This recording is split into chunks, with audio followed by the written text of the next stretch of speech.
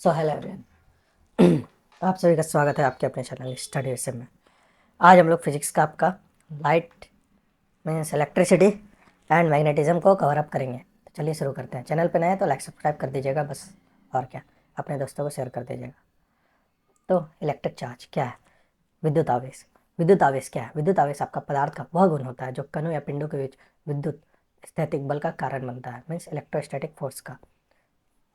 Electric charge is the property of a matter that causes electrostatic force between particles of object between them। समझे? जैसे charge दो प्रकार का होता है, एक धनात्मक होता है, एक ऋणात्मक होता है। धनात्मक आपका पॉजिटिव प्रोटॉन हो गया और ऋणात्मक आपका इलेक्ट्रॉन हो गया। ठीक है। तो इलेक्ट्रिक चार्ज होता है क्या? विद्युत आवेश। तो किसी भी पदार्थ के केवल इलेक्ट्रॉनों के आदान प्रदान द्वारा अवशोषित किया जा सकता है। ठीक है, जिसे हम लोग इलेक्ट्रिक आवेश बोलते हैं, means exchange of electrons only. और जिसका विद्युत आवेश का एसआई मात्रक क्या होता है? तो आप बोलिएगा कूलम होता है। तो मेटल्स का क्या होता है? वे फ्री इलेक्ट्रॉन। जैसे लॉस करेगा इलेक्ट्रॉन का, जैसे करता है Na+Cl-, ये लॉस करने के बाद पॉजिटिव साइन लेता है, ये लेने के बाद आपका माइनस बनाता है। गेन करेगा तो एनायन हो जाता है। जो दिया उसके ऊपर प्लस चार्ज, जो लिया उसके ऊपर माइनस चार्ज। अब विद्युत धारा की परिभाषा, इसे किसी चालक में आवेशों के प्रवाह के दर के रूप में भी परिभाषित किया जाता है। मीन्स I बराबर Q/T, और Q बराबर आप बोल सकते हैं I/T। Means it is the defined as the rate of flow of charge in a conductor. मतलब कितना चार्ज जो है प्रवाह हो रहा है बट्टे कितने समय में, उसे ही हम लोग विद्युत आवेश बोलते हैं, विद्युत धारा। मीन्स इफ ए करंट, मान लीजिए आई का वैल्यू आपका 1 एम्पियर दिया है, टाइम बोलता है 10 सेकेंड है, तो चार्ज बराबर क्यू बराबर क्या होता है? I/T, I/10, 1 × 10 बराबर 10 एम्पियर, 10 कूलम हो जाएगा आपका। ठीक है। अब 1 एम्पियर का धारा है, टाइम आपका 5 मिनट दिया है, इसको सेकेंड में बदल लीजिए, मीन्स 300 सेकेंड हो गया। बोल रहा है प्रवाहित होने वाले विद्युत आवेश की मात्रा क्या? तो क्यू बराबर I/T, 1 × 300 करिएगा तो कितना हो जाएगा? 300 किस में आएगा? कॉलम में आएगा। क्यों पूछा है? तो ऑप्शन नंबर सी। विद्युत धारा की दिशा क्या होती है? तो धारा की दिशा को जो है इलेक्ट्रॉनों के प्रवाह की दिशा के विपरीत या धनात्मक आवेश के प्रवाह की दिशा के रूप में लिया जाता है। मीन्स डायरेक्शन ऑफ जो करंट रहेगा आपका is taken as the direction of the flow of the positive charge, और अपोजिट होगा आपका किसका? नेगेटिव चार्ज का। ठीक है। जैसे यहाँ है नेगेटिव चार्ज, तो धारा जो है अपोजिट, मतलब ऐसे नहीं आ रहा है। ठीक है, आपका नेगेटिव धारा के विरुद्ध जा रहा है। मीन्स पॉजिटिव जो रहेगा आपका आवेश, वहाँ से फ्लो होके आपका जो है करंट पास होगा नेगेटिव धारा की ओर। Thus electric current passes in the circuit from the positive terminal to the negative terminal. Question पूछा जाएगा, किधर से किधर बोल देता हूँ। अब विद्युत धारा का एसआई मात्रक क्या होता है? तो आप बोलेगा एम्पियर। ठीक है, 1 एम्पियर बराबर क्या होता है? आई बराबर जैसे Q/T होता है 1 कूलम/1 सेकेंड, आप बोल सकते हैं 1 कूलम/1 सेकेंड, यहाँ भी दिया हुआ है।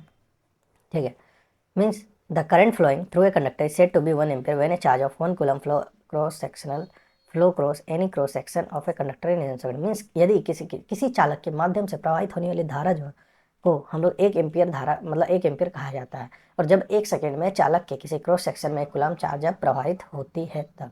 आगे चलते हैं। एक बल्ब 5 सेकेंड में, ठीक है, 5 सेकेंड में 12 कूलम का आवेश जो है प्रवाहित कर रही है।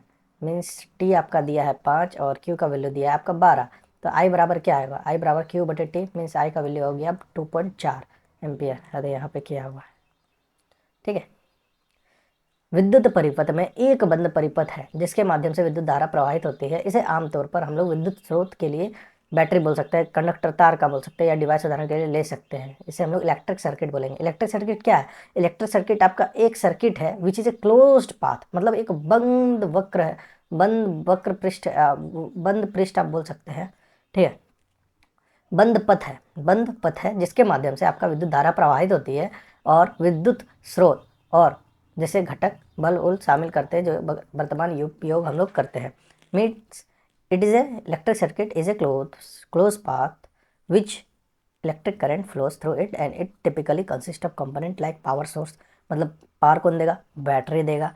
ठीक है, उसको ऑन ऑफ करने के लिए स्विच लेंगे, फिर जलाना क्या है? बल्ब जलाना। और ये क्या है? तार जो आपका लेके जाएगा, संचरण करेगा। तो ये हमारा क्या है?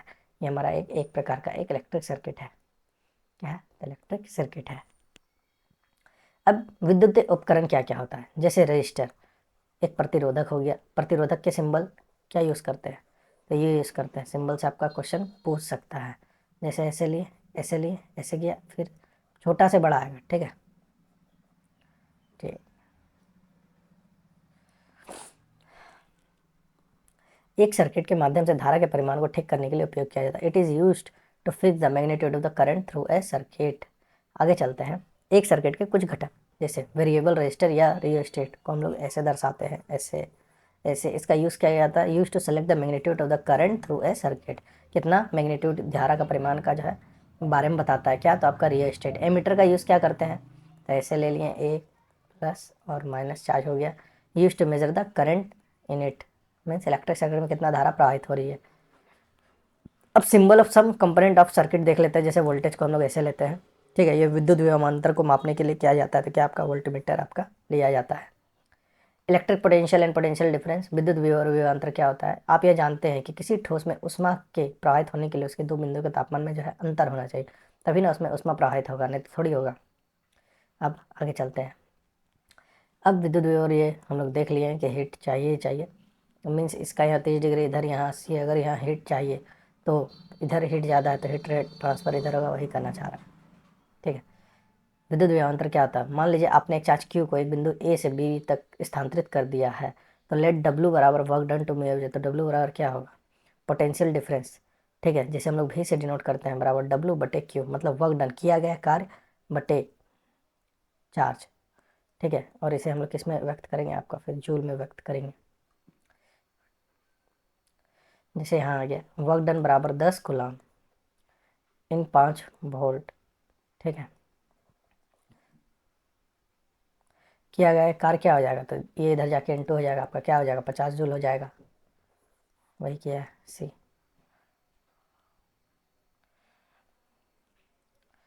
भी बराबर वर्क डन बट्टे कुलम, या भी बराबर आप बोल सकते हैं इसे भी बराबर जूल बट्टे कुलम, ठीक है। हमको यही निकालना है। जैसे 19 में पूछा है कि भी पर जो है 200 कुलम, मतलब सी का वैल्यू आपका 200,000 दिया है, 90 किया जाता है, 90 किया जाता है, तो भी बराबर क्या होगा, तो भी क्या होगा, एक जीरो से एक जीरो गया, 9/200 आया, ठीक है। एक जीरो एक जीरो जीरो 0.045 हो जाएगा आपका, वही एक ऑप्शन में ही है। और आप क्या मारिए, ओम का नियम क्या कहता है, ओम का नियम means the relation between potential difference भी बराबर आई आर, ठीक है। जहाँ पे ओम का नियम कहता है V is directly proportional to I, and जहाँ पे भी बराबर आई आर हो जाता है, जहाँ पर आर एक रेजिस्टेंस प्रतिरोध है का आपका मात्रक है। आई कब बढ़ेगा आपका, जब आपका वोल्टेज भी ज़्यादा, रेजिस्टेंस भी ज़्यादा। जैसे देखिए यहाँ 100 वोल्ट है, यहाँ धारा लेकिन आपका 5 एम्पियर है, मीन्स आई कम है, यहाँ पे रेजिस्टेंस का वैल्यू क्या है, ज़्यादा है, और यहाँ पे 100 वोल्ट है, और यहाँ धारा का वैल्यू कितना 20 एम्पियर है, मीन्स यहाँ पे रेजिस्टेंस कहीं ना कहीं कम है ए के मुकाबले।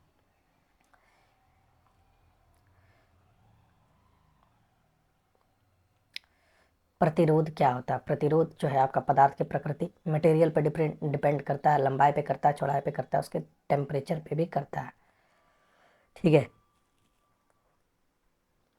प्रतिरोध को हम लोग रो के रूप में जानते हैं, इसे हम R into A upon length करते हैं, फिर हम इसे रो एल अपॉन ए भी कर लेते हैं, प्रतिरोध बराबर, ठीक है। यहाँ से हम लोग रेजिस्टेंस का वैल्यू निकाल लेते हैं, रो एल अपॉन ए, और रो बराबर आर के बारे में आ जाता है, जिसे हम लोग विशिष्ट प्रतिरोध भी नाम से जानते हैं। अब बोल रहा है if the voltage of a conductor is increase, भी जो है मान लीजिए 1 से आपका 3 हो गया, then the current will be, ठीक है। मान लीजिए भी यहाँ एक था, आई यहाँ एक था, रेजिस्टेंस भी एक था, लेकिन जब 3 गुना हो गया भी, और यहाँ पे आई नहीं पता, यहाँ पे रेजिस्टेंस का वैल्यू वही है, तो आई क्या हो जाएगा आपका, आई क्या हो जाएगा, 1/3 होगा ना, आई क्या होगा, ये जैसे एक था, ये एक यहाँ चला जाएगा जाएगा, मतलब आपका आई बराबर, देखिए फॉर्मूला देखिए यहाँ, भी बराबर आई आर आपका दिया है, ठीक है। सपोज सपोज करिए यहाँ पे भी आपका एक था, ये एक इंटू एक था, ठीक है। तो जब हम आई निकालेंगे तो भी बट्टे आर हो जाएगा, भी बटे आर होगा ना, बोलिए। हाँ, लेकिन यहाँ बोल रहा है कि वोल्टेज आपका यहाँ पे 1 था, लेकिन अब वोल्टेज का जो वैल्यू है 3 गुना हो जा रहा है। वोल्टेज आपका 1 से 3 हो रहा है, तो ये कब होगा? कब होगा? जो आपका रेजिस्टेंस 1/3 होगा तब ना, एक बराबर आप एक करिएगा, वही चीज़ करने का मतलब है, समझे? अब बोल रहा है रेजिस्टेंस निकालने के लिए in kilo which 5 milli ampere current flow through it. तो वी का वैल्यू दे दिया है आपको 500 वोल्ट का विभवांतर लगाने पर 5 एम्पियर, तो 5 भी क्या निकालना हमको? Find the resistance. भी बराबर आई आर होता है, तो भी बटे आई हो गया। भी का वैल्यू है 500, ठीक है, बटे, और रेजिस्टेंस का वैल्यू, आई का वैल्यू दे दिया 5, तो 5 इंटू 10⁻³ हो जाएगा। जब ये ऊपर जाएगा 10⁻³ से पहले 100 काट लीजिए, तो 100 इंटू, ठीक है, 1/3।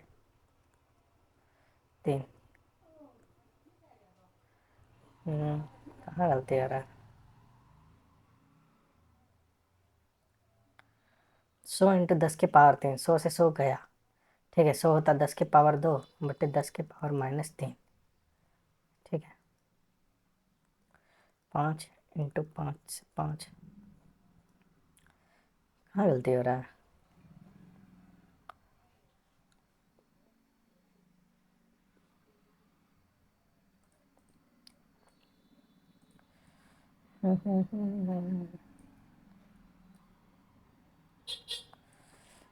एक मिनट दीजिएगा। भी बराबर आई होता है, भी बट्टे आई होगा। भी का वैल्यू 500 वोल्ट है और किलो ओम में निकालने बोला आपका, ठीक है, यहीं पे गलती हो रहा है।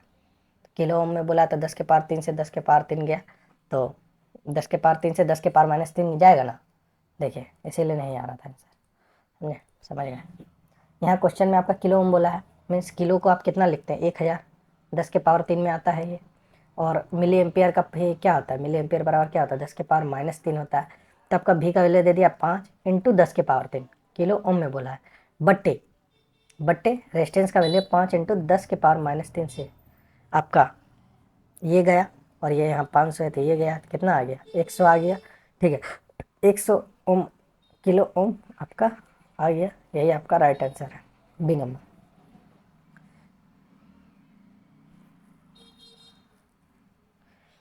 अब बोल रहा है find the resistance of a 10 metre long copper wire which is R R and what will the resistance of 5 metre long copper wire. तो जैसे हम लोग जान रहे रेजिस्टेंस क्या होता है, मटेरियल तापमान सब पे डिपेंड करता है। तो 10 मीटर पे आर है, तो 5 पे क्या हो जाएगा? r/2, इसीलिए इसको 0.5 आर ओम लिया गया है। अब द बोल रहा है यदि यदि आप लंबाई किसी चालक का बढ़ाइएगा 3 गुना, तो रेजिस्टेंस भी क्या होगा? उसका 3 गुना बढ़ेगा, बात खत्म। डिपेंड करता है। अब बोल रहा है एक resistance has a current flowing through it, मतलब उस पर करंट धारा बह रही है। अगर उसका रेजिस्टेंस को अगर आप आधा कर देंगे तो वोल्टेज क्या हो जाएगा? दुगना हो जाएगा, ठीक है। ये 2 जाके भी पे जाके 2 भी हो जाएगा, गुना, बस। विच of the following factor do not affect the resistance of a conductor at constant temperature.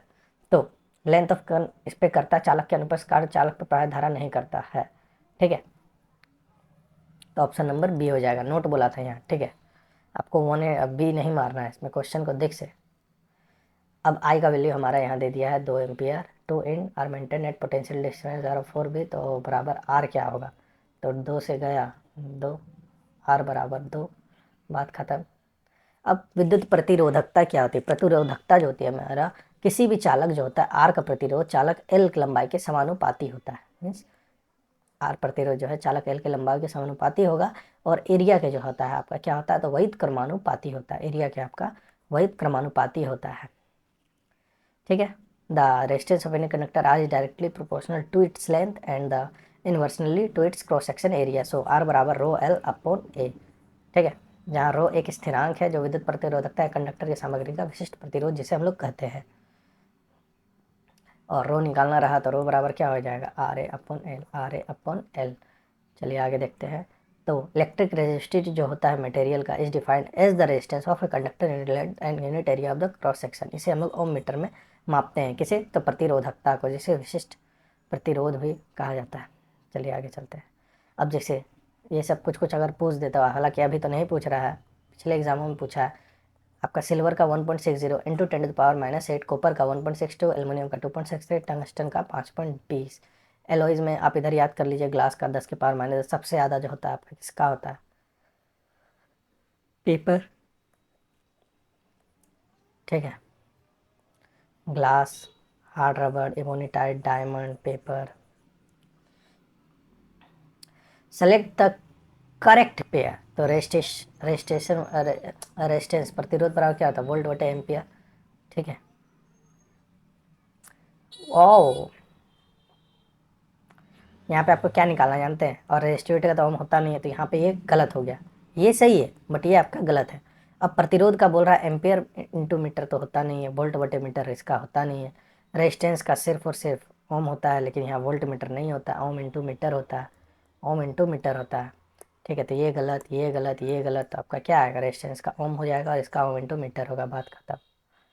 अब the cross sectional of area, अगर किसी चालक का जो एरिया अगर आप डबल कर दें तो what is the remaining factor of resistivity बोल रहा, प्रतिरोधकता के बारे में बोल रहा है। ठीक है, रेजिस्टिविटी बोल रहा है, तो क्या होगा? वो उस पर निर्भर ही नहीं करता था आपका, वो सेम रहेगा। क्या रहेगा? तो आपका सेम रहेगा। आगे चलते हैं। यदि एल लंबाई और आर त्रिज्या वाले किसी बेलनाकार का प्रतिरोध आर है, तो आर बराबर क्या होता है? रो L upon A area.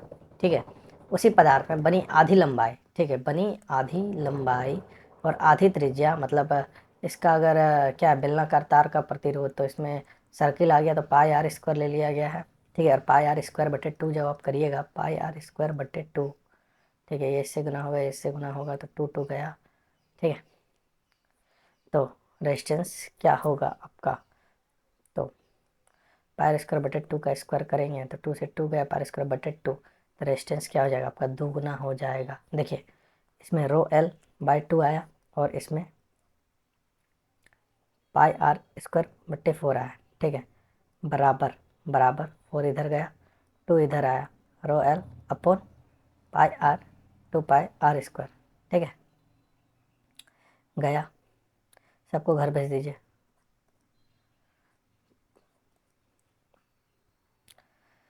If the रुकिए, हम इसको क्लियर कर ही देते हैं ना, थोड़ा सा, लेके क्यों रखना हजत। इलाका है कि क्लियर किए हम अपना, तो आप लोग का कर ही देते हैं। हालांकि पढ़ने वाला को तो क्लियर होगा ही, ये कॉन्सेप्ट पढ़ रहा है।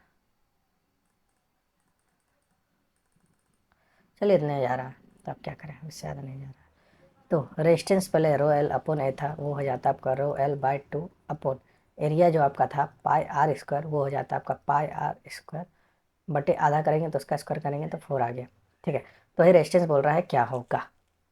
तो रो एल अपॉन ए बटे पाई आर स्क्वायर बराबर rho L by 2 upon A, 2a कर लीजिए, सीधा बात ख़त्म, और पाई आर स्क्वायर बटे 4, यहाँ से ये गया। तो ठीक है,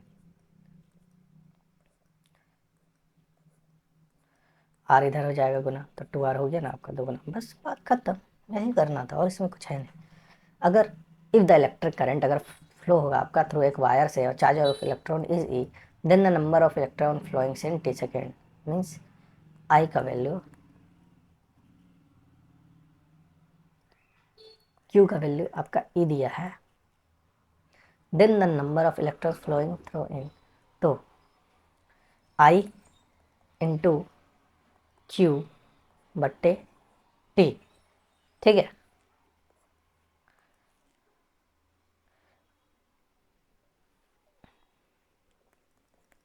आई बराबर क्यू बटे टी होता है। ठीक है, तो एन बराबर क्या होगा? नंबर ऑफ कितना क्या होगा, तो इसके माध्यम से निर्धारित किया जा सकता है। Then the number of electrons, तो एन बराबर क्या हो जाएगा? आई इंटू टी बटे क्यू। तो आई को आई बोला, टी को टी बोला और क्यू को ई बोला, इसीलिए ऑप्शन नंबर सी यहाँ राइट आंसर है। बात खत्म। The shape of voltage current के inductor can be only linear. ठीक है, अब what is the resistivity of a wire of a material 0.7 and 1 meter length and 0.2 diameter, तो क्या हो जाएगा आपका? एरिया क्या होता है? पाई आर स्क्वायर, तो 22/7 इंटू रेजिस्टेंस क्या दिया है? 0.7, आर बराबर 0.1 हो जाएगा। अब कंडक्टेंस को देखते हैं। कंडक्टेंस को हम लोग जी से डिनोट करते हैं। जी बराबर होता है 1/r, जैसे ओम या मोह के नाम से जानते हैं। ठीक है, ओम जो होता है स्टैंडर्ड यूनिट ऑफ रेजिस्टेंस है, और मोह जो है आपका रेसिप्रोकल है किसका, रेजिस्टेंस का। और इसको जो है ओम इनवर्स के रूप में दर्शाया जाता है। Conductivity, the reciprocal of the electrical resistance of a material is called its electrical conductivity. किसी पदार्थ के विद्युत प्रतिरोधकता के व्युत्क्रम को, उसको हम लोग विद्युत चालकता बोलते हैं। सिग्मा बराबर 1/ρ, सिग्मा बराबर 1/ρ। ठीक है, इसे ohm inverse into metre inverse भी बोलते हैं हम लोग। It is also known as mho metre inverse, mho बटे मीटर। सिस्टम ऑफ रेजिस्टर, प्रतिरोधक प्रणाली। प्रतिरोधकों को एक साथ जोड़ने की दो मूल्य विधियां हैं। पहला तो एक तो सीरीज में, दूसरा आपका पैरेलल में। सीरीज है मतलब 1 2 3 4 5 6, मान लीजिए 1 है 2 है, सब कुछ नॉर्मल जोड़ देना है। पैरेलल में आपका 1/1 1/2 1/3 इस तरह एलसीएम लेके आपको जोड़ना होगा। ठीक है,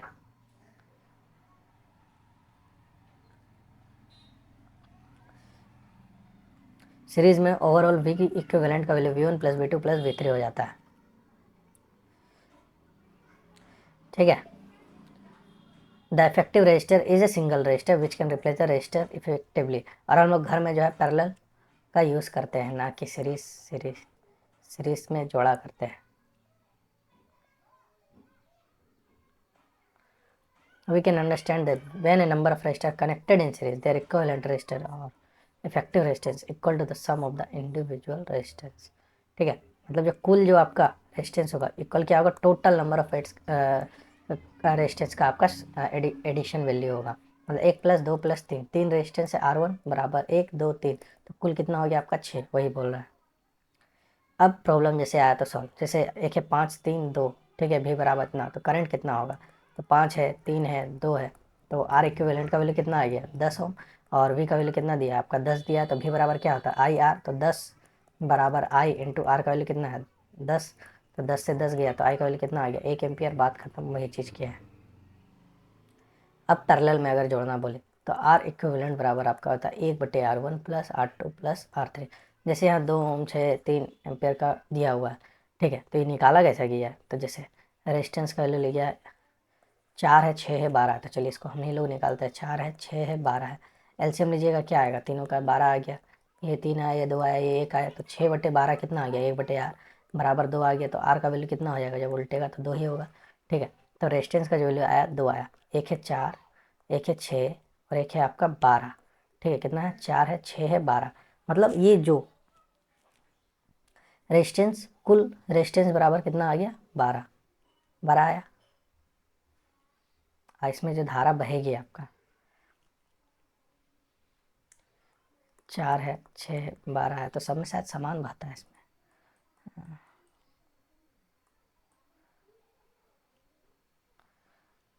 चलिए, तो ये रेजिस्टेंस का वैल्यू आ गया। अब हमसे आई का पूछ दे तो आई क्या होगा, समान बहेगा।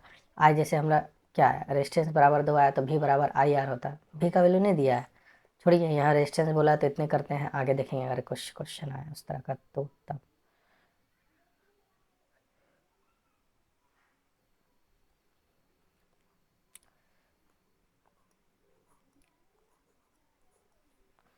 देखिए, तीनों में बोल रहा विभाजित होगा, तो V/R1 V/R2 V/R3। ठीक है, समांतर संयोजन में समतुल्य प्रतिरोधक जो होता है अलग अलग प्रतिरोधक के निम्नतम से कम होता है, कि निम्नतम से कम होता है। अब इक्विवेलेंट रेजिस्टेंस बोल दे, सीरीज में सबसे ज़्यादा होगा, इसमें लोअर देन द लोएस्ट होगा। Amount of current effective resistance बराबर, इसमें सबसे ज़्यादा होता है तो current less, but effective resistance is less तो करंट इज मोर, करंट ज़्यादा बहेगा इसमें। वन डिसकनेक्टेड, तो कोई भी आपका काम नहीं करेगा सीरीज में, बल्ब, और अगर पैरेलल में रहेगा तो फिर भी अगला जो है काम करेगा। So the equivalent resistance of the total resistors of resistance R each connected in series is 2R आपका। ठीक है, एक आर है, अगर इसे हमको बोल रहा है सीरीज में तो 2R हो गया, और 1/R + 1/R, तो एलसीएम लेंगे R, तो R/2 हो जाएगा पैरेलल में आपका। ठीक है,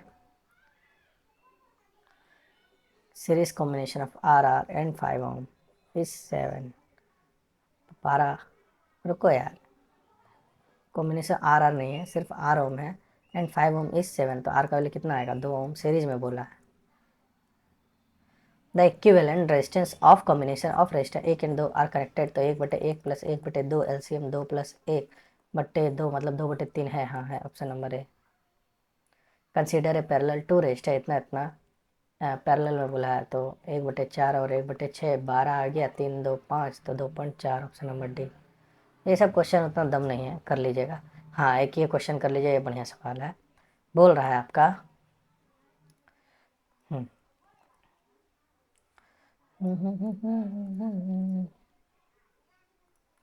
ठीक है, R1 का वैल्यू 2 दिया है, 3 है और 6 है रेजिस्टेंस का वैल्यू। पैरेलल में बोला तो 1/2 प्लस 1/3 प्लस 1/6 एलसीएम आ गया 6, तो 3 + 2 + 1, तो आर इक्विवेलेंट का वैल्यू आ गया आपका 1 ओम। ठीक है, तो विच of the following is the correct value of effective resistance, and effective resistance तो आर आपका 1 आया। ठीक है, अब हमको बोला है कि आई बराबर क्या होगा, V/R होगा। वी का वैल्यू कहाँ है, भी का वैल्यू कहाँ है, भी का वैल्यू 10 दिया है, तो आर बराबर क्या हो जाएगा, 10/1, तो भी बराबर आपका 10। 10, अच्छा आई बोला है, आई बोला है, तो आई बराबर हो जाएगा V/R। तो आई तो वैल्यू आएगा आपका 10/1। ठीक है, यहाँ बी मार्क किया हुआ है, ये गलत है। रेजिस्टेंस तो 1 आएगा, ये होगा नहीं, हाँ यहाँ है, तो यहाँ पे आई का वैल्यू 10, तो ऑप्शन नंबर डी आपका राइट आंसर है। अब जैसे ये सवाल छोड़ा गया, तो चलिए हम इसको बनाते हैं। बोल रहा है कि टोटल 13 है, तो 4 3 7 और 6 13, मतलब सीरीज में जोड़ा गया, तो ऑप्शन नंबर सी हो गया। अब बोल रहा है विच of the following halls for the parallel combination for register, तो क्या होगा, तो वो न्यूनतम से भी आपका न्यूनतम होता है, जैसे देखिए। ठीक है, 6 आया, 6 आया, 3 आया, 1 आया, 6 3 9 1 10/6/10 करिएगा तो कितना आया, 0.6 आया। तो न्यूनतम जो था आपका 1 है, तो 1 से भी कम है ना, इसीलिए ऑप्शन नंबर है। 2 रजिस्टर है 4 ओम का, आपका 1/4 प्लस 1/4, तो टोटल कितना हो जाएगा आपका, ये 4 2/4 मतलब आर का वैल्यू आ गया 2, 5 वोल्ट। तो find the value of total current, तो भी बराबर आई आर होता है। आई का वैल्यू नहीं पता, 2, आर का वैल्यू 2 दिया है, तो आई का वैल्यू हो जाएगा आपका 5/2 बराबर 2.5 एम्पियर। ठीक है, तो कहाँ पे दिया है, प्रवाहित कुल धारा का मान बोला है, इसीलिए आगे चलते हैं। कैलकुलेट द टोटल करंट, तो यहाँ पे 2 ओम 2 ओम 4 ओम, तो आर का वैल्यू 4 है, भी का वैल्यू भी 4 दिया है, तो 4 बराबर 4 इंटू आई, तो आई का वैल्यू 1 एम्पियर, बात खत्म। If the resistance of a conductor is 4.2 ohm and potential difference भी बराबर 220 बराबर 4.2 इंटू आई। ठीक है, ये आया, ये आया, 42 गया, 42 गया, 7×6 = 42 नहीं जा रहा है, तो ये 21 से भेज दीजिए, 22 से मतलब 110। ठीक है, 1100/21 आ गया, मतलब 50 से 5 से ज़्यादा आएगा, तो ऑप्शन नंबर बी। 5200 होगा नहीं, 50 से थोड़ा ज़्यादा, तो ऑप्शन नंबर बी ही था। एक है इतना इतना पैरेलल में बोला है, तो 1/10 1/15 30 एलसीएम 3 + 2 5/23, तो एलसीएम हो गया आपका, रेजिस्टेंस हो गया 6, तो 3 वोल्ट से जोड़ा है, तो 3 बराबर आपका 6 इंटू आई, तो 1/3 मतलब 3/6 बराबर 0.5 का है, ऑप्शन नंबर डी। एक रेजिस्टेंस आपका 10 ओम का सीरीज में है और 20 ओम का 6 वोल्ट के साथ जुड़ा हुआ है, तो 10 और टोटल कुल रेजिस्टेंस आपका कितना हो गया, 30 हो गया।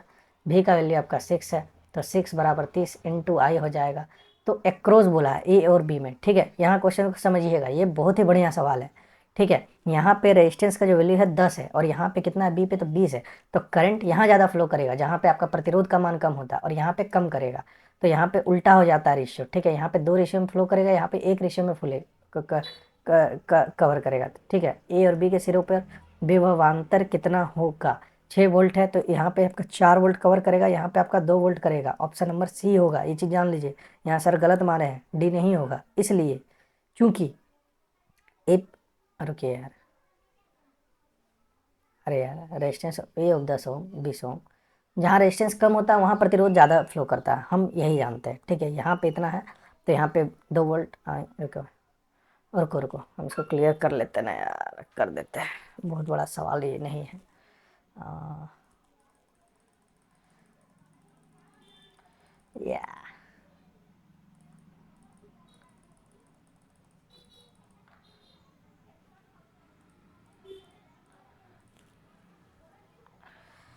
चलिए ठीक है, रुको हम इसको क्लियर बढ़िया से करेगा, हमको गड़बड़ नहीं करना आता है।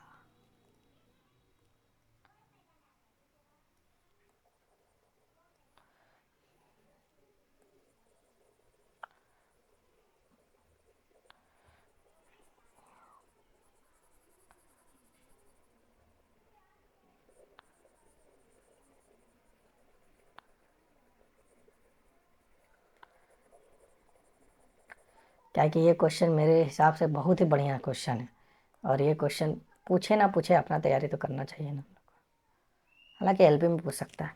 ठीक है, एक रेजिस्टेंस तो R1 जो है आपका 10 ओम है और R2 जो है आपका वो 20 ओम है। ठीक है, और पोटेंशियल डिफरेंस भी का वैल्यू कितना दिया है, तो 6 दिया है। ठीक है, और बोला है कि इसमें सीरीज में जुड़ा है, ओ सीरीज में जुड़ा है, तो सीरीज में जुड़ा है। ठीक है, तो सीरीज में आपका जुड़ा है ये। ठीक है, मतलब जैसे फिगर बना है सर वैसे ही जुड़ा है। ठीक है, ये प्लस हो गया, ये माइनस हो गया, ये आई हो गया, ये जो है 6 वोल्ट के विभवांतर से जुड़ा है, इसका जो वैल्यू 10 ओम है और इसका जो वैल्यू है आपका 20 ओम है, ये ए है या आपका बी है। ठीक है, तो भी बराबर क्या होता है आई आर, तो वी का वैल्यू कितना है 6, वी बराबर आई का वैल्यू कितना है, आई का वैल्यू 10, 10 नहीं आर का वैल्यू 10 है, इंटू आई हो जाएगा, इंटू आई मतलब 6/1, 6/1।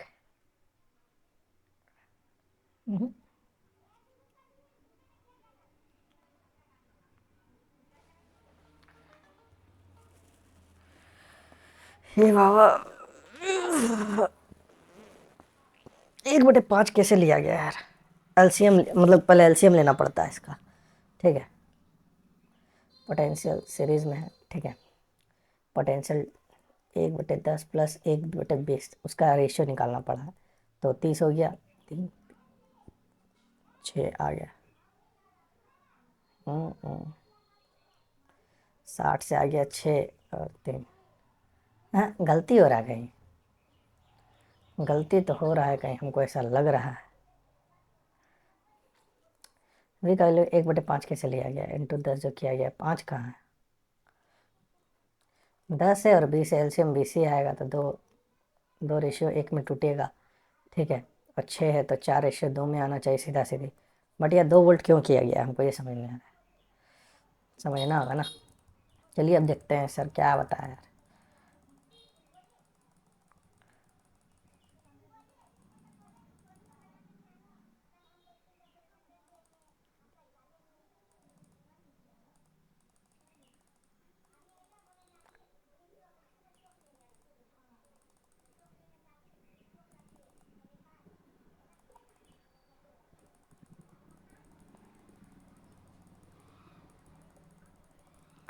अरे यार इरेजर भी आने लगा।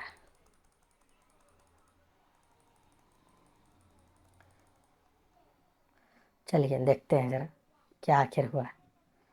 भी बराबर आई आर होता है, भी का वैल्यू 3 कहाँ है, अरे यार हम कौन क्वेश्चन में थे, इसमें तो नहीं थे, यहाँ थे ना, हाँ। भी बराबर आई आर, 6 बराबर आई इंटू आर का वैल्यू 30 है, तो 6, तो आई का वैल्यू आ गया आपका 1/5, 1/5 हो गया, और 1/5 इंटू 10 किया गया है, इसीलिए यहाँ पे 2 आया है। ठीक है, तो विभवांतर हो जाता है, आई का वैल्यू 1/5 आया है।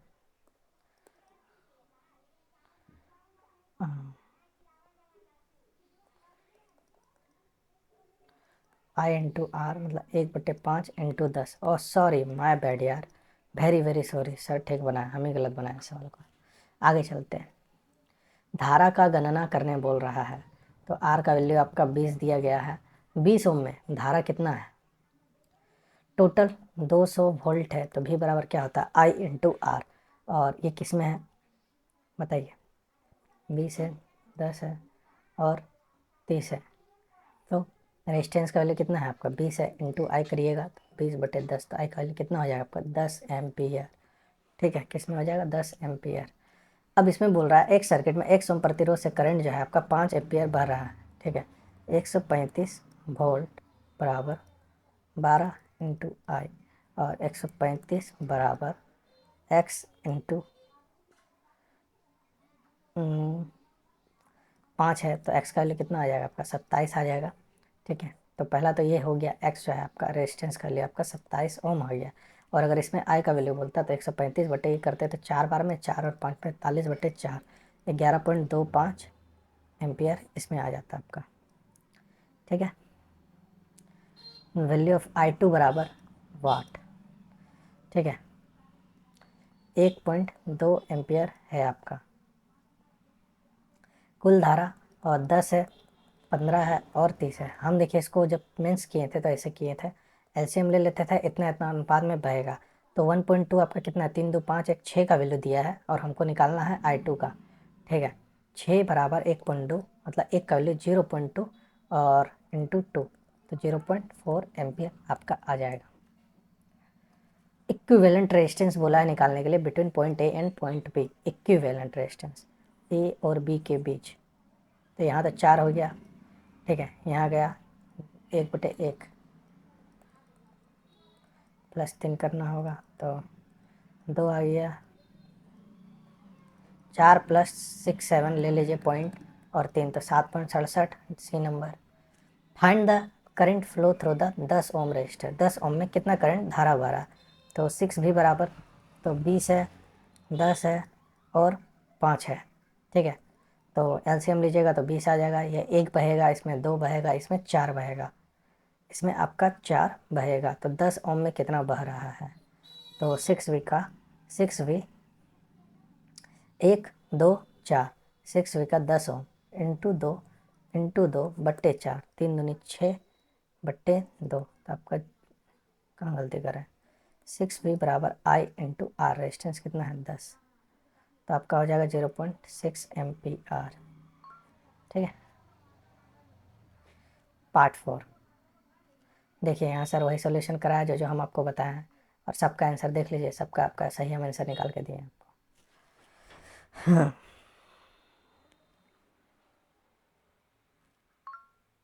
फोन क्यों आ रहा है।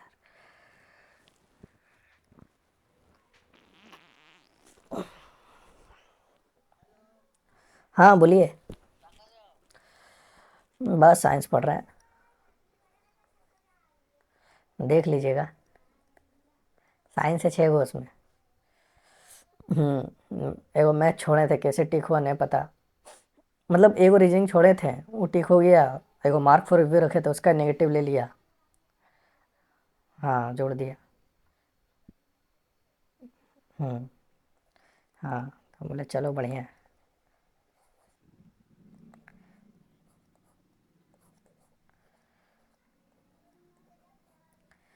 हाँ, नींद नहीं आ रहा, मेरा नींद एकदम खराब हो गया, बस खराब सा हो गया है। इलेक्ट्रिसिटी। हम्म, अभी मामा क्वेश्चन कैसे पूछे, हम क्वेश्चन बना रहे हैं। आपको हम बता रहे हैं, थोड़ा हम वीडियो में है, मतलब यूट्यूब में, समझे, हम फ़ोन कर। ठीक, ठीक है, तो आई स्क्वायर का वैल्यू 100 आ गया, तो आई का वैल्यू क्या आएगा आपका, 10 एम्पियर आएगा। यहाँ ऑप्शन 100 दे देगा तो पट करके 100 नहीं मार दीजिएगा, आप करिएगा ऐसे, एग्जामिनर करेगा ऐसे समझिए। एक इलेक्ट्रिक गीजर है, रेजिस्टेंस का वैल्यू आपका 4 दिया है, जूल इतना आ रहा था, 100 जूल बराबर 4 into I will be I square, तो 25, तो आई बराबर 5, क्योंकि टी का वैल्यू नहीं दिया तो यहाँ एक ही लेना है हम लोग को, हालांकि दिया है, सर नहीं दिया है। ठीक है, तो हीटिंग इफेक्ट ऑफ जूल कौन दिया था, तो जूल ही दिया था, बात जानिए रहे। ठीक है, thus the passage of electric current through a wire result in the production of heat, this phenomena is known as heating effect of current. This heating of effect of current is used in device like electric heater, electric iron and etcetera. आगे पढ़ते हैं, electric devices है जैसे कि laundry iron, electric toaster हो गया, electric oven हो गया, केटल हो गया, किस पे काम करता है, तो हीटिंग इफेक्ट के आधारित पर ये काम करता है। बोल रहा है कौन हीटिंग इफेक्ट यूज नहीं करता है, स्टोव हीटर गर्म होता है, वाटर हीटर पानी गर्म करता है, इलेक्ट्रिक आयरन बॉक्स गर्म होता है, मोटर में क्या गर्म करता है, तो पानी निकाल के देता है। ठीक है, एक electric water heater convert electric energy into heat energy में कन्वर्ट कर देता है उसे। अब एप्लीकेशन ऑफ हीटिंग इफेक्ट या इलेक्ट्रिक हीटिंग डिवाइस आप देख सकते हैं। Heating effect of electric current is use in many hop appliances such as electric iron, toaster, oven और हीटर और गीजर में हम लोग करते हैं, जिसमें जो है नाइक्रोम और निकल और क्रोमियम का जो मिश्र धातु होता है का उपयोग ताप तत्व के रूप में किया जाता है। क्योंकि इनका जो है रेजिस्टेंस भी उच्च होता है, इनका गलनांक मेल्टिंग पॉइंट भी उच्च होता है because of its high melting point and it is not easily oxidise. ठीक है, इनका ऑक्सीकरण जल्दी नहीं होता है। अब हीटिंग इफेक्ट ऑफ अरे यार, एप्लीकेशन ऑफ हीटिंग इफेक्ट, ठीक है, उसमें प्रभाव के अनुप्रयोग कहाँ कहाँ करते हैं। तो फ्यूज़ वायर को हम लोग किस में जोड़ते हैं, तो सीरीज़ में जोड़ते हैं। बहुत इंपॉर्टेंट सवाल पूछ सकता है आपसे कभी भी। सीरीज़ में जोड़ेंगे तो आगे नहीं भेजेगा, अगर पैरेलल में जोड़ देंगे तो आगे भेज देगा। ठीक है, when a large current passes through the circuit, the fuse wire melts due to Joule heating effect and hence the current gets disconnected, जिससे हमारा आगे का जो है बाकी वायरिंग वगैरह बच जाता है। Therefore the fuse wire is made up of material whose melting point is very low। Fuse wire किसका बना होता है, जिसका मेल्टिंग पॉइंट लो होता है। क्या होता है, तो लो होता है। फिलामेंट्स इन बल्ब, ठीक है, फिलामेंट्स यूज़ होता है कहाँ पे, बल्ब पे। और हीटिंग इफेक्ट में कोयल वगैरह जो है तो उसे हम लोग क्या बोलते हैं, उसको एलिमेंट बोलते हैं। फिलामेंट मत मार दीजिएगा, परसों मारे थे टेक्नीशियन का सेट में गलत हो गया था। ठीक है, उसको एलिमेंट बोला जाता है। तो एक इलेक्ट्रिक का बल्ब में जो होता है एक स्मॉल वायर का यूज़ किया जाता है जिसे हम लोग फिलामेंट के नाम से जाते हैं। इसका जो है मटेरियल, जिसका मेल्टिंग पॉइंट जो है काफ़ी ज़्यादा हाई होता है। अब अगर करंट पास करेगा इस वायर से तो हीट भी प्रोड्यूस होगा फिलामेंट में। तो जब हीट जब फ्लो होगा तो ये ग्लो करेगा, ये ग्लो करेगा तो हमें क्या देगा, ये हमें लाइट देगा। और इसका सबसे ज़्यादा मेनली यूज़ करते हैं हम लोग टंगस्टन, क्योंकि इसका जो है आपका मेल्टिंग पॉइंट है 3380 डिग्री है। ठीक है, विद्युत शक्ति, किसी विद्युत परिपथ में जिस दर से विद्युत ऊर्जा स्थानांतरित होती है उसे हम लोग विद्युत शक्ति बोलते हैं, मीन्स इलेक्ट्रिक पावर कहते हैं। इसका ऐसा मात्रक आपका क्या होता है, वाट होता है, KWH बोल सकते हैं, कमर्शियल एनर्जी यूज़ के पर्पज़ में। और पावर बराबर होता है वाट, वर्क अपॉन टाइम। ठीक है, वर्क क्या होता है, एनर्जी, एनर्जी बटे समय।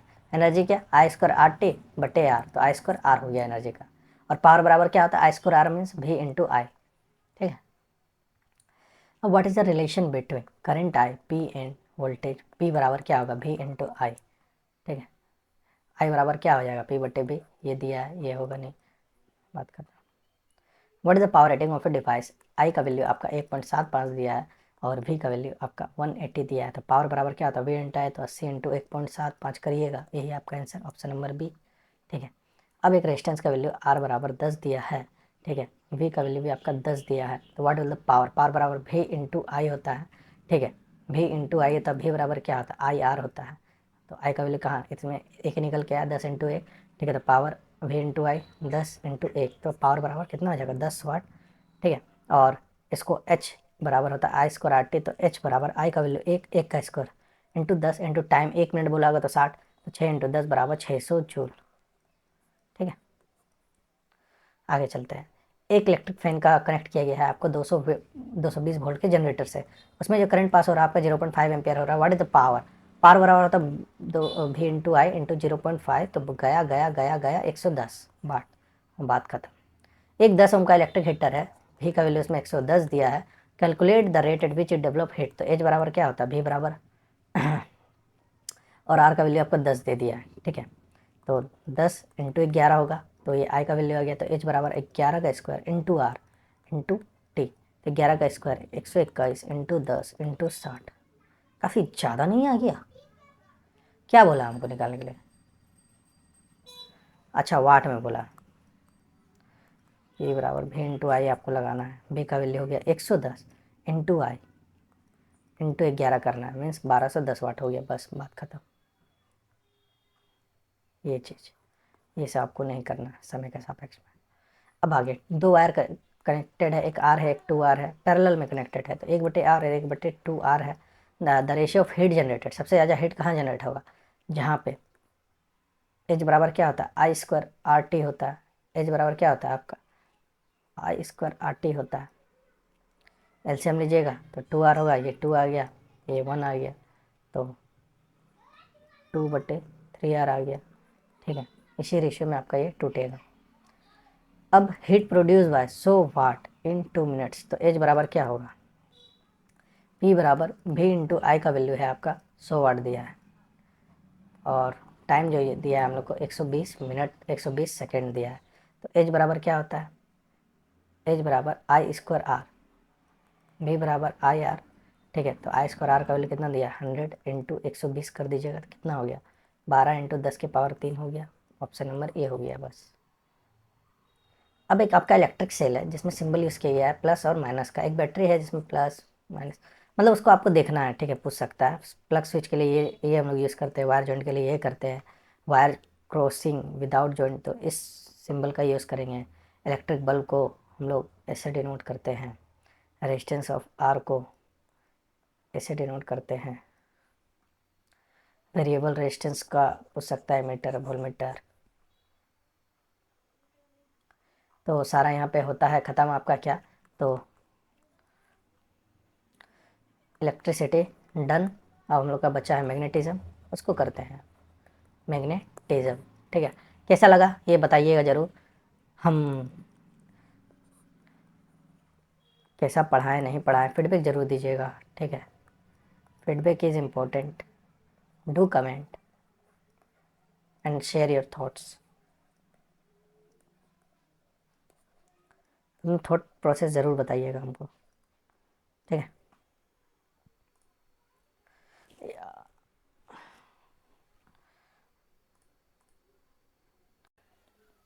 तो मैग्नेट के बारे में चलिए हम लोग देख लेते हैं, क्या होता है मैग्नेट। मैग्नेट क्या है? मैग्नेट एक ऐसा ऑब्जेक्ट है जो प्रोड्यूस करता है, क्या प्रोड्यूस करता है, तो आप बोलिएगा मैग्नेटिक फील्ड, मतलब जो अट्रैक्ट करे, रिपेल करे certain materials at primarily ions. जैसे ये साउथ पोल हो गया हमारा, ये नॉर्थ पोल हो गया, तो ये नॉर्थ नॉर्थ से अट्रैक्ट नहीं करेगा, ये क्या करेगा, एक दूसरे को आपका रिपेल करता है, ठीक है। और जैसे ये साउथ है तो ये नॉर्थ से आपका अट्रैक्ट करेगा, ठीक है। मतलब साउथ साउथ नहीं बनाता है, नॉर्थ साउथ बनाता है, साउथ नॉर्थ बनाता है, फिर साउथ, फिर नॉर्थ, फिर साउथ, इस तरह से ये चेन चलते आता है, ठीक है। और ये जो है ये कैसा शेप है, तो आप बोलिएगा हॉर्स शू मैग्नेट टाइप है। आगे चलते हैं।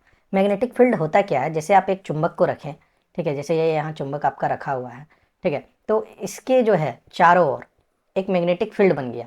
मीन्स अगर आप एक लोहा रखिएगा, कुछ भी रखिएगा, तो ये अपने आप के पास अट्रैक्ट कर लेगा, ऐसे तुरंत अपना तरफ खींच लेगा, तुरंत अपना खींच लेगा, ठीक है। तो ये अपना क्या बना रहा है, एक तरह से एक क्षेत्र बना लिया कि यहाँ पर अगर ये रहेगा कुछ भी ऑब्जेक्ट तो इसको खींचने का कोशिश करेगा अपना ओर, मीन्स अट्रैक्ट करने का कोशिश करेगा।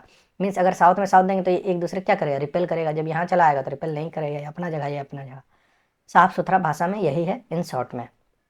चुंबक के चारों ओर का वह क्षेत्र जहां चुंबक के बल का अनुभव होता है, वह जो है आपका चुंबक के क्षेत्र कहलाता है। यह एक ऐसी राशि है जिसमें दिशा और परिमाण आपका दोनों होते हैं। मीन्स ये क्या हो गया, ये आपका वेक्टर क्वांटिटी हो गया, मीन्स सदिश राशि है आपका क्या, तो आपका मैग्नेटिक फील्ड। इसका जो एसआई मात्रक होता है तो क्या होता है, टेस्ला होता है, और सीजीएस में आपका गॉस होता है। एक टेस्ला बराबर 10⁴ गॉस होता है आपका। चलिए आगे चलते हैं। SI unit of magnetic field हम लोग देख चुके हैं कि टेस्ला होता है, टेस्ला को हम लोग टी से डिनोट करते हैं, और सीजीएस में आपका गॉस होता है जिसे हम लोग जी से डिनोट करते हैं। आगे चलते हैं, और एक गॉस को जब भी करेंगे तो 1/-10⁴ हो जाएगा, ठीक है। मतलब इधर आएगा तो माइनस में आपका पावर कन्वर्जन हो जाएगा आपका। अब 1820 में जब एक टेनिस भौतिकी विज्ञानी हैंस ऑस्टेड, क्रिश्चियन ऑस्टेड ने पाया कि बिजली और चुंबक के बीच एक संबंध है, ठीक है। क्या संबंध है कि बताया, जिस प्रकार से चुंबक के और चुंबकीय क्षेत्र उत्पन्न होता है, ठीक उसी प्रकार से किसी चालक में विद्युत धारा जब प्रवाहित हो रही होती है तो उसमें भी आपका मैग्नेटिक फील्ड इंड्यूस रहता है। मतलब मैग्नेटिक फील्ड वो भी दिखाता है, चुंबकीय क्षेत्र उसमें भी उत्पन्न हो जाता है जब उसमें धारा बहती है। तो मैग्नेटिक फील्ड लाइन्स होती क्या है, पहला मैग्नेटिक फील्ड लाइन जो होती है ये आपका इमेजिनरी लाइन होती है, ठीक है। ये काल्पनिक रेखाएं जो दिखती नहीं है, और ये सिर्फ चुंबकीय क्षेत्र के अस्तित्व को ही दर्शाती है हमारा, ठीक है। ये अस्तित्व को ही दिखाता है। जैसे बाहर बाहर की ओर जा रहा है, ठीक है, बाहर से जा रहा है तो ये नॉर्थ टू साउथ हो रहा है, क्या हो रहा है आपका, नॉर्थ टू साउथ। लेकिन जब अंदर ये भी अंदर आके मिलता होगा तो ये आपका साउथ टू नॉर्थ हो जाता है, ठीक है। तो चुंबकीय क्षेत्र का जो आपका कैरेक्टरिस्टिक है ये कैसा है, ठीक है, मैग्नेटिक फील्ड लाइन्स का। तो ये होती है आपके बंद, ये बंद होते हैं और कंटिन्यूस कर्व्ड लाइंस होती है। क्या होता है, ये कंटिन्यूस कर्व रहता है, बंद वक्र, और they are directed from the north pole towards the south pole outside the magnet. Means बाहर जैसे हम बताएं तो ये नॉर्थ से साउथ की ओर जाती है, साउथ से नॉर्थ की ओर सिर्फ और सिर्फ भीतर ही जाती है। किधर जाती है, तो भीतर की ओर ही जाती है। ये उत्तरी ध्रुव से चुंबक के बाहर दक्षिणी ध्रुव की ओर निर्देशित होती है, कहाँ, बाहर की ओर। और tangent, the tangent at any point on A magnetic field line gives the direction of the magnetic field, ठीक है। क्षेत्र रेखा के किसी बिंदु पर स्पर्श रेखा उस बिंदु पर चुंबकीय क्षेत्र रेखा की दिशा देती है, चुंबकीय क्षेत्र की हमें दिशा देती है। टू मैग्नेटिक लाइन कभी भी इंटरसेक्ट ईच अदर नहीं करेगी, मतलब ये जैसे है और ये है तो ये ऐसे होकर नहीं जाएगा, ठीक है, यहाँ इंटरसेक्ट नहीं करेगी। ये ऐसे है तो ये अपना ऐसे जाएगा, ये ऐसे जाएगा, ये ऐसे जाएगा। यहाँ इंटरसेक्ट करते हुए दिख रहा था, बोलेगा नहीं, they never intersect each other, ठीक है, वो कभी भी एक दूसरे को नहीं काटती है। अब rules, to the direction of magnetic field. तो अब चलिए इसको बढ़िया से देखते हैं। तो मैक्सवेल कोक्सक्रू रूल, जिसे हम लोग राइट हैंड थंब रूल भी बोलते हैं, राइट हैंड थंब रूल, ठीक है। तो आपका जो अंगूठा हो गया वो क्या देता है, एफ, मतलब ऐसे आप रखे हैं, ठीक है, चालक ऊपर किए हैं, ठीक है, और उंगली को आप मोड़े हैं, ऐसे फोल्ड किए, ऐसे आप फोल्ड किए हैं, और कैमरा में तो है नहीं, हम कैसे दिखाएं, ठीक है, समझ जाइए, ठीक है। जैसे यहाँ पे फिगर में आपका दिया हुआ है, आप सपोज करिए कि आप ऐसे पकड़े हुए हैं, तो धारा का जो दिशा है किधर है, ऊपर की ओर और है, कहाँ है, ऊपर की ओर है।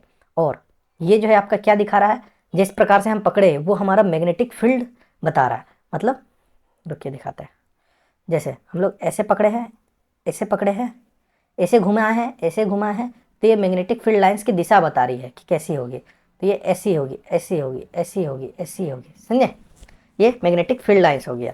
तो चुंबक के क्षेत्र की दिशा ज्ञात करने के लिए, चुंबक के क्षेत्र जो मैग्नेटिक फील्ड है उसकी दिशा ज्ञात करने के लिए हम लोग राइट हैंड थंब रूल का इस्तेमाल करते हैं, ठीक है, जिसे हम लोग मैक्सवेल का कोक स्क्रू नियम कहते हैं। इसे फ्लेमिंग का right and left hand rule जो है उसको हम लोग यूज़ करते हैं मैग्नेटिक फील्ड का दिशा ज्ञात करने के लिए, ठीक है। आगे चलते हैं। अब राइट हैंड थंब रूल, जैसे देखिए अंगूठा ऐसे फोल्ड किया हुआ है, रुकिए हम कलर का, चलिए हम ब्लैक ही ले लेते हैं, ठीक है। हाँ।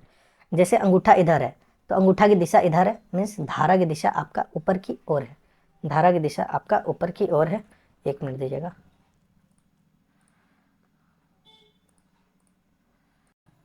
ठीक है। तो हम लोग देख लिए ये धारा का दिशा के बारे में हमें बता रहा है, ठीक है, और ये हमारा मैग्नेटिक फील्ड लाइंस को दर्शा रहा है। क्या, हमारा अंगूठा जिस प्रकार से मुड़ा हुआ है तो क्या दिखा रहा है, ये हमें मैग्नेटिक फील्ड लाइंस ऐसे करके जा रहा है। और मैक्सवेल्स का कोक स्क्रू नियम, मतलब जब आप स्क्रू कसेंगे कसेंगे, ठीक है, तो ये ऐसे ऐसे ऐसे ऐसे ऐसे जाता है। तो ये कैसे हो रहा है, यहाँ से इधर की ओर जा रहा है, तो ये मैग्नेटिक फील्ड लाइन हो गया। और करंट क्या हो गया आपका, इधर नीचे की ओर, नीचे की ओर। मतलब जब आप अंगूठे ऐसे ऊपर, पेन का टिप को आप समझिए ऊपर करके रखें, ऐसे पकड़ के रखें, फिर जब आप उसको नीचे कर दिए तो आपका अपोजिट हो गया, ठीक है, धारा का दिशा नीचे हो गया, मैग्नेटिक फील्ड का भी डायरेक्शन आपका चेंज हो गया। तो इससे हम लोग धारा की दिशा पता करते हैं आपका। अब चलिए फ्लेमिंग का लेफ्ट हैंड रूल क्या होता है वो देखते हैं, ठीक है। The Fleming left hand rule, Fleming का left hand rule is use to find the direction of force. क्या, तो FMC याद करिए, फादर मदर चाइल्ड, इससे इसको हम लोग थंब से निकालते हैं, ठीक है। मदर से आपका मिडिल फिंगर, सॉरी FMC, इसके तर्जनी इंडेक्स फिंगर बोलता है इसको, ठीक है। और C से हम लोग करंट मीन्स धारा किससे निकालते हैं, तो आपका मिडिल फिंगर से धारा, धारा की दिशा, ठीक है। फ्लेमिंग के बाएं हाथ के नियम का उपयोग करके चुंबक के क्षेत्र में रखे विद्युत धारावाही चालक पर लगने वाले बल की दिशा ज्ञात करने के लिए आपका ये किया जाता है, ठीक है। जैसे करंट का डायरेक्शन अगर ये है तो करंट कौन बना रहा है, हमारा अंगूठा, और मतलब तीसरा मिडिल फिंगर दिखा रहा है।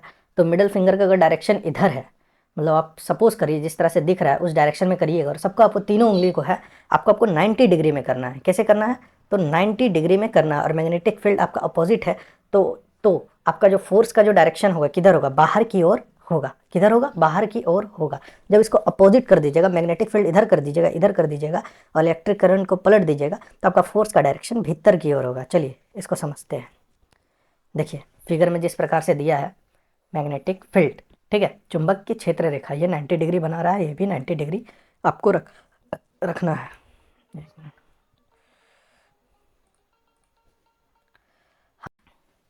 ठीक है, तो फ्लेमिंग का लेफ्ट हैंड रूल जो है हमारा में कहा गया यह है कि अंगूठे जो है आपकी तर्जनी और मध्यमा को एक दूसरे के लंबवत होने के लिए इस तरह फैलाया जाता है कि तर्जनी चुंबक के क्षेत्र की दिशा में खींची हुई है, तो मध्यमा जो है आपका धारा की दिशा में खींची हुई है, मध्यमा, ठीक है। इसे हम लोग मिडिल फिंगर बोल रहे हैं, इसी को बोल रहा है कि ये धारा की दिशा में खींचा हुआ है।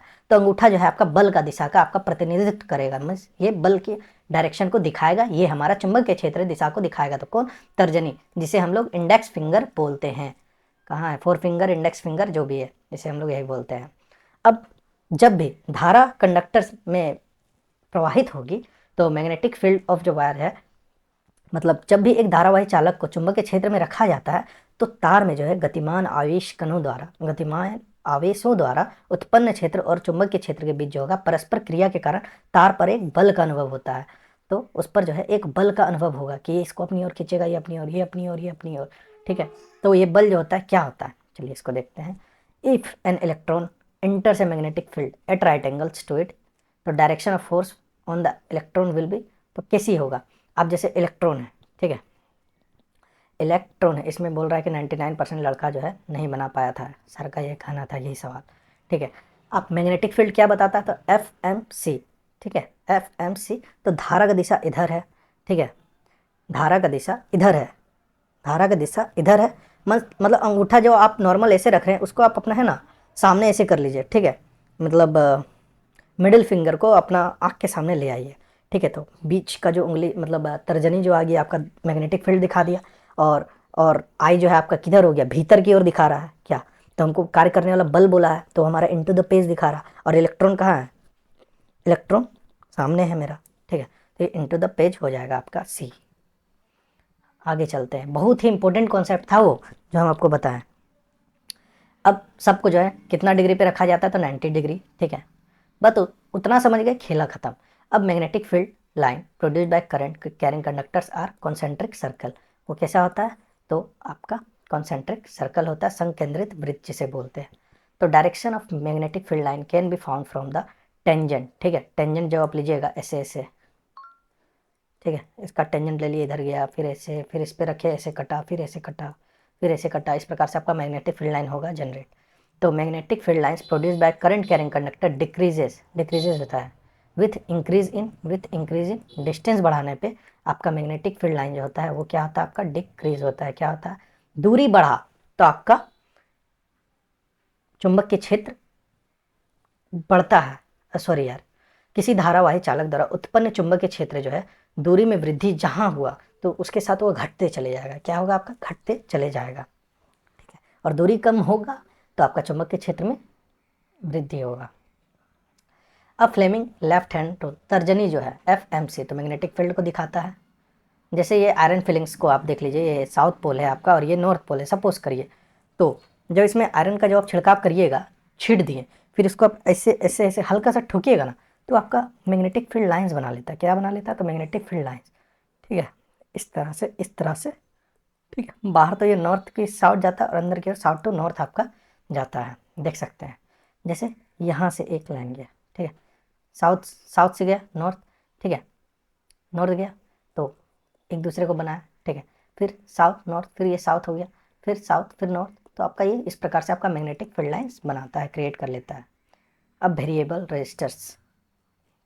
अब मैग्नेटिक कंपास का जो वर्किंग है क्या है, तो अर्थ का मैग्नेटिक फील्ड को याद करने के लिए ये हमारा नॉर्थ पोल दिखा रहा है, ये हमारा साउथ पोल दिखा रहा है।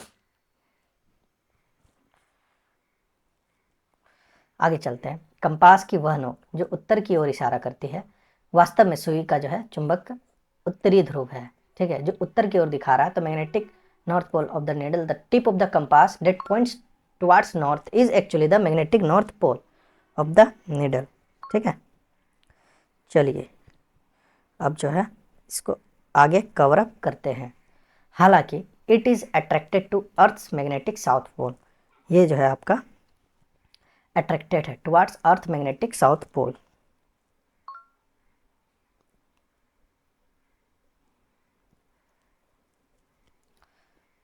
which is located near the geographic north pole, ठीक है। हालांकि ये पृथ्वी के चुंबक के दक्षिणी ध्रुव की ओर आकर्षित होती है जो भौगोलिक उत्तरी ध्रुव के पास स्थित है। समझ रहे हैं, उम्मीद है कि हम समझा पा रहे हैं, नहीं समझ रहे हैं तो बताइएगा। अरे यार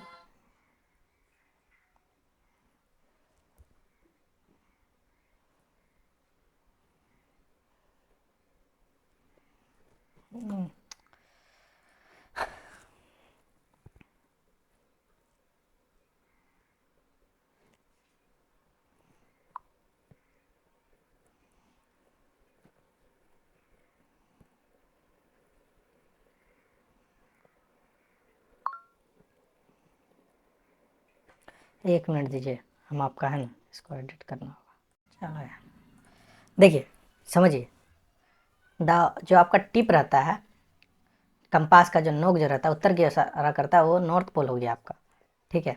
और जो अट्रैक्टेड होगा आपका मर्थ अर्थ का मैग्नेटिक, तो वो साउथ पोल को दर्शाता है, which is located near the geographic north pole, ठीक है। मैग्नेटिक फिक्ट, अब चलिए तीसरा पार्ट आ गया, इनसाइड ए बार मैग्नेट, तो कहाँ से होता है, तो साउथ टू नॉर्थ, ये हम आपको बता चुके हैं, भीतर की ओर साउथ टू नॉर्थ, बाहर की ओर नॉर्थ टू साउथ होता है। ये आपका टेक्नीशियन ग्रेड थर्ड में पूछा है, जे में आपका पूछा है, what is a compass needle get deflected when brought near a bar, जब उसको बार मैग्नेट के पास लाते हैं, क्यों, तो कंपास का जो नीडल है is a small bar magnet, ठीक है, इसलिए वो डिफ्लेक्ट हो जाता है। मीन्स यहाँ पे जो मैग्नेट है वो स्मॉल है, वो स्मॉल बार मैग्नेट के जैसा आपका क्या होता है, बिहेव करता है, इसीलिए आपका ये डिफ्लेक्ट हो जाता है। तो क्या, कंपास का नीडल, जैसे यहाँ मैग्नेट रखिएगा तो ऐसे हिलेगा हिलेगा हिलेगा, इधर इधर इधर इधर छटपट छटपट करता है, वही बोल रहा है। With the following statement about magnetic field is correct, तो its direction at any point is measured by magnetic compass, तो ये सही है आपका। इट इज़ स्केलर, नहीं, हम लोग शुरू में ही देख लें, ये हमारा वेक्टर क्वांटिटी है जिसके पास मैग्नीट्यूड प्लस डायरेक्शन दोनों हो। It is always in the form of straight line, जरूरी नहीं है। इट्स ओनली एग्जिस्ट आउटसाइड, नहीं भाई, भीतर भी होता है, ठीक है, ये गलत है, ये आप इसको सही नहीं मान लीजिएगा, ठीक है। अब विच इंस्ट्रूमेंट को बोल रहा है यूज़ किया जाए डायरेक्शन ऑफ मैग्नेटिक फील्ड, तो हम लोग मैग्नेटिक कंपास का यूज़ करते हैं।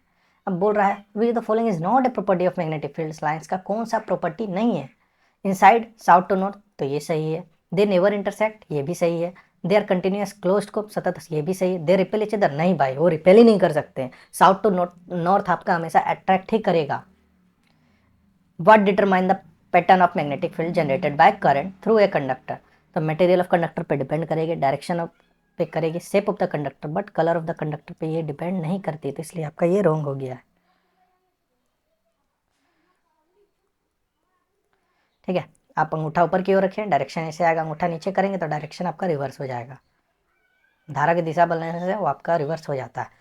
अब considering the right hand thumb rule, what parameter is indicated by the finger curled around the conductor, ठीक है, राइट हैंड थंब रूल में तो क्या दिखाती है, हमारा मैग्नेटिक फील्ड को दर्शाता है, मैग्नेटिक फील्ड लाइंस को दर्शाता है। अब consider a long conducting wires carrying a current, which of the following statement is not true, is not true, तो मैग्नेटिक फील्ड लाइंस रिवर्स हो जाएगा if we reverse the current, yes, अगर हम आपको ऊपर की ओर किए हैं, ठीक है, मतलब मान लीजिए आप दाएं हाथ से रखे हैं, ठीक है, ऊपर की ओर अंगूठा, जब अंगूठा नीचे की ओर करेंगे तो इसका भी लाइन कैसा हो जाएगा, विपरीत हो जाएगा, विपरीत हो जाएगा, जब ऐसे जा रहे थे ये अब ऐसे जाएगी, तो सी तो सही है, इवोपोरेशन डिक्रीजेस, अरे यार ये गलत है, ठीक है, ठीक है, मैग्नेटिक फील्ड डिक्रीज होगा as we move away from wire, तो ये भी सही है, ठीक है, हम लोग दूर जाएंगे मैग्नेटिक फील्ड लाइन जाने पे वो घटेगा है, तो मैग्नेटिक फील्ड्स के लिए हम लोग आपका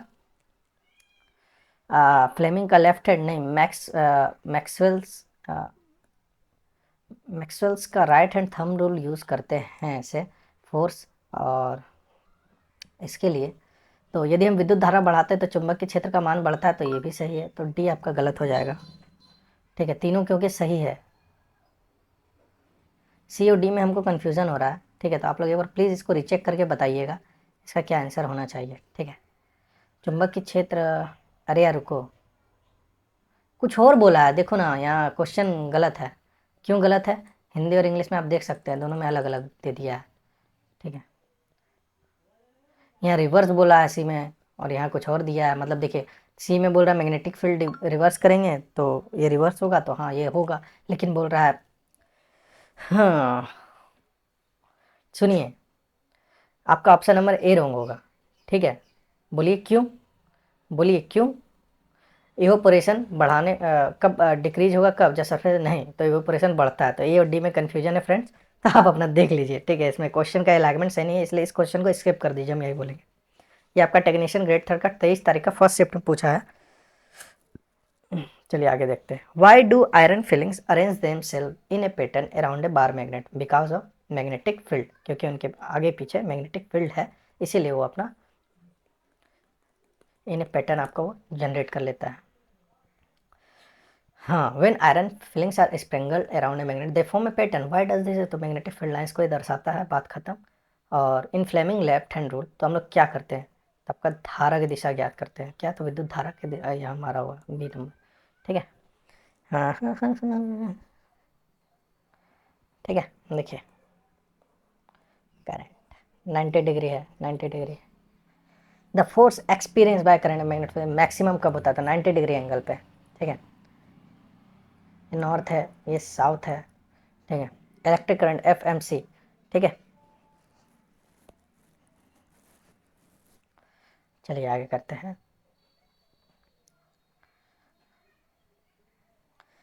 दो कोयल है, एक ए है एक बी है और सेम रेडियस आर है, current the same current I, but A के पास 50 टन है, बी के पास 100 टन है, तो मैग्नेटिक फील्ड सबसे ज्यादा प्रोड्यूस कहाँ होगा? तो बी पे होगा। बात खत्म।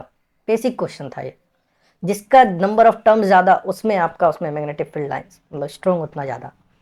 A coil of a many circular turns insulated copper wire wrapped closely in the shape of a cylinder, उसे हम लोग सोलेनोइड बोलते हैं, मीन्स परिनालिका, परिनालिका, ठीक है। एक सिलेंडर के आकार, देखिए ये सिलेंडर का आकार है, ये सिलेंडर के आकार में बारीकी से लिपटे हुए इंसुलेटेड तांबे के तार के कई गोलाकार मोड़ों की एक कुंडली को सोलेनोइड कहा जाता है। A strong magnetic field produced inside a solenoid can be used to magnetize a piece of magnetic material like soft iron. When placed inside the coil, the magnet so formed is called an electromagnet. उसे हम लोग क्या बोलते हैं? Electromagnet. किसी परिनालिका के अंदर उत्पन्न एक प्रबल चुंबकीय क्षेत्र का उपयोग जो है चुंबक के पदार्थ के एक टुकड़ी जैसे नरम लोहे को चुंबकित करने के लिए किया जा सकता है। जब इसे कुंडली के अंदर रखा जाता है तो इस प्रकार निर्मित चुंबक को विद्युत चुंबक कहा जाता है। एक आपका करंट कैरिंग सोलिनॉइड जो होता है बिहेव करता कैसा? As a bar magnet. Very important theory question बोल सकते हैं। तो polarity of its end is determined by clock rule, ठीक है। क्लॉक रूल के नियम पे ये डिसाइड होता है क्या? तो इसका ध्रुवता मीन्स क्लॉकवाइज कब चलेगा, ठीक है।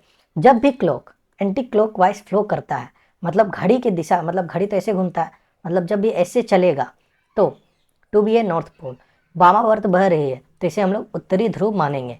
क्या मानेंगे? उत्तरी ध्रुव मानेंगे, ठीक है। और जब भी ये क्लॉकवाइज चलेगा तो इसे हम लोग क्या मानेंगे? इसे हम लोग साउथ पोल मानेंगे। क्या मानेंगे? दक्षिणी ध्रुव मानेंगे। The magnetic field is the same at all points inside the solenoid, ठीक है। मैग्नेटिक फील्ड जो होता है सेम होता है हर जगह, हर पॉइंट पे। कहाँ? तो सोलेनोइड के भीतर में। तो magnetic field of magnetic field due to current carrying solenoid is directionally proportional to its current flowing through it and number of turns in it per unit length, ठीक है। आगे चलते हैं। तो magnetic field line produced inside a current long current carrying solenoid similar to a bar magnet के जैसे behave करता है। दूसरा, what is the strength of the current solenoid? तो सेम एट ऑल पॉइंट्स आप बोलिएगा, ठीक है। Consider the magnetic field inside a current which of the following is incorrect बोला। तो increases if we number of terms, तो ये सही है। The solenoid इनवेक्ट is bar magnet, तो ये भी सही है। Near the centre of a long solenoid nearly constants, हर जगह बराबर है। तो द परिनालिका के बाहर लेकिन इसके कारण जो परिमाण बहुत बड़ा होता है, नहीं, ये गलत बात है। तीनों आपका सही है। ऑप्शन एलिमिनेशन से आप इस क्वेश्चन को बना सकते थे। आगे है हमारा सवाल, कौन सा कथन सही है? एक करंट कैरिंग कॉइल प्रोड्यूस करता है मैग्नेटिक फील्ड, ये सही है। एक करंट कैरिंग सोलेनोइड बिहेव करता है बार मैग्नेट, ये सही है। तो बोथ आर ट्रू, तो option number D. What can be form by coil of many circular turns of insulated, तो सोलेनोइड बनता है। Many circular turns of insulated copper wire wrapped closely in a shape of cylinder is called solenoid। NCERT line to line class 10 chapter 12। एक soft iron bar को अगर आप introduce करिएगा कहाँ? Current carrying solenoid में भीतर के रखिएगा तो क्या होगा? आपका करंट कैरिंग क्या बढ़ेगा? आपका उसका मैग्नेटिक फील्ड, आपका चुंबकीय क्षेत्र आपका बढ़ेगा, घटेगा तो नहीं, जान लीजिए, घटेगा नहीं। सॉफ्ट आयरन बार आप रख रहे हैं, वो उसका मैग्नेटिक फील्ड लाइन्स को और स्ट्रेंथ करेगा और बूस्ट करेगा, ठीक है, और उसको इम्प्रूव करेगा, इनहेंस करेगा। आगे चलते हैं। Electromagnet is a device use to convert magnetic field into electric energy, तो ये तो नहीं होगा, क्योंकि इलेक्ट्रोमैग्नेट जो होता है आपका मैग्नेटिक फील्ड को इलेक्ट्रिक एनर्जी में कन्वर्ट नहीं करता है। यूज टू कन्वर्ट, तो ये आपका इलेक्ट्रिक एनर्जी टू मैग्नेटिक कर सकता है, बट ऑप्शन ए और बी बोथ आर इनकरेक्ट हो गया आपका। देखिए, एक मिनट दीजिएगा। हाँ मामा, हाँ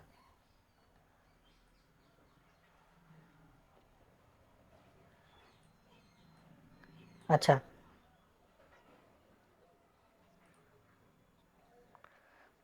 तो नहीं तो उसको दो बार फिर करना पड़ेगा ना। एक आज, लेकिन स्टेटमेंट का कल तक ही है, पहले ये वाला कर लेते हैं, आपको हम कल दे पाएंगे, चलेगा ना तब? हाँ तो कल अगला महीना उसको एडजस्ट कर लेंगे। नहीं, कल कल का कि आज वाला इसको दे के नक्की कर लेंगे कल तक का, फिर आपको दे देंगे। हाँ हाँ, नहीं कल ही हो जाएगा जब। हाँ वो तो बताया अमिता। हाँ सही बात।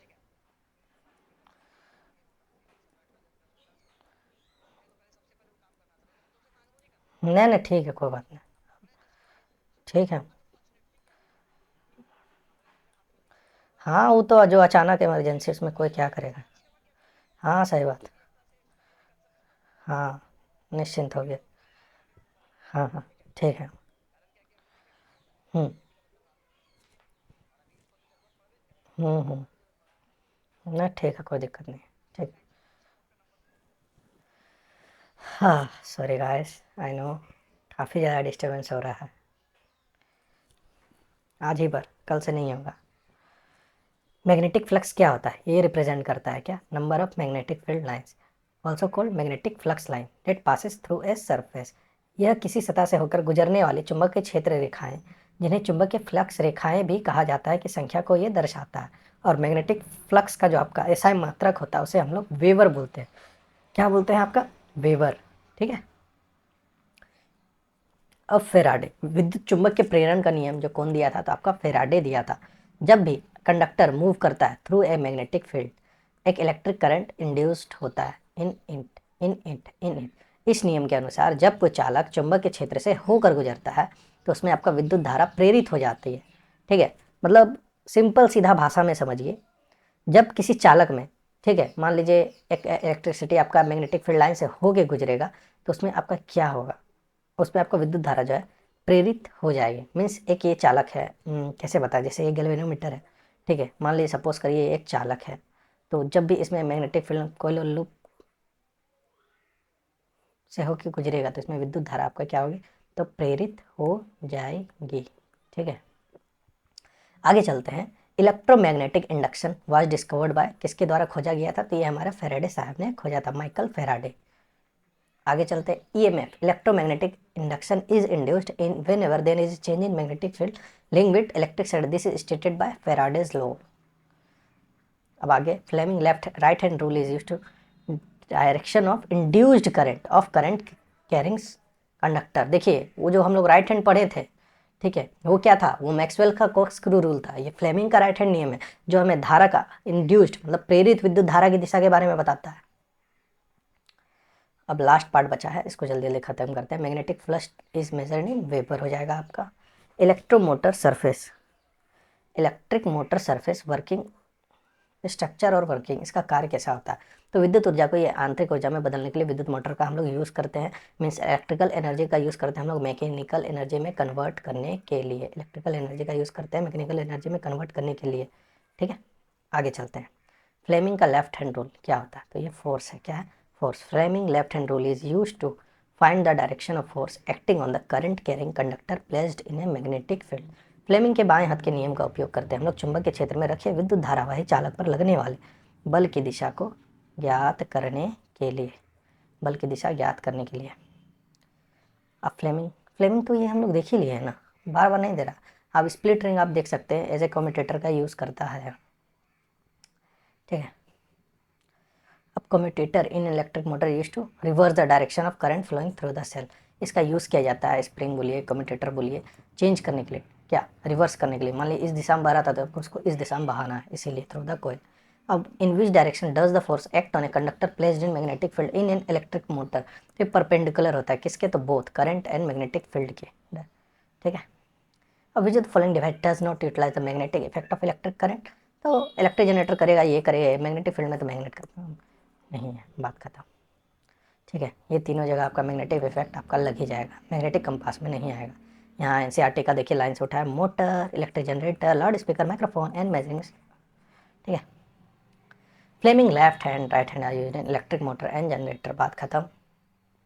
कहाँ पे, इलेक्ट्रिक मोटर में किया जाता है, राइट हैंड का किया जाता है जनरेटर के लिए, और इसका किया जाता है इलेक्ट्रिक मोटर। देखिए इलेक्ट्रिक जनरेटर जो होता है, ये क्या करता है, ठीक है, और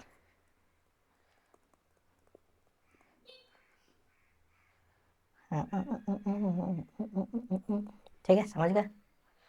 आगे चलते हैं। अब फंक्शन का लाइव वायर का कलर क्या होता है, फंक्शन क्या होता है, ठीक है, चलिए सारा हम लोग देखेंगे।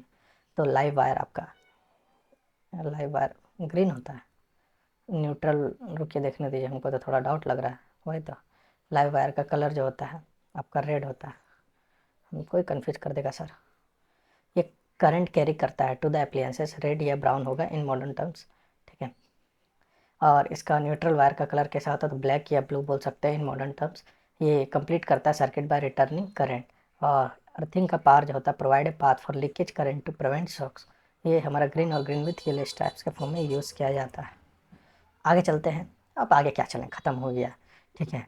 आई नो आज काफ़ी ज़्यादा डिस्टर्बेंस हुआ है आप लोग को, हमको भी हुआ है, ठीक है, लेकिन क्या करें, वो भी कहीं ना कहीं कुछ इमरजेंसी का एक पार्ट है, कुछ ऐसा सिचुएशन हो गया था, वो भी ज़रूरी था, ठीक है। So thank you guys. अगर चैनल पर नए हैं तो लाइक सब्सक्राइब जरूर करिएगा, एंड टेलीग्राम जरूर ज्वाइन करिए @railway preparation junction. Railway preparation junction ये हमारा मेन चैनल है, और डिस्कशन है railway prep junction, railway prep junction, ठीक है। चलिए ज्वाइन करिए, चैनल पर नए हैं तो सब्सक्राइब करिए, और क्या, मिलते हैं फ्रेंड्स फिर, टाटा बाय बाय।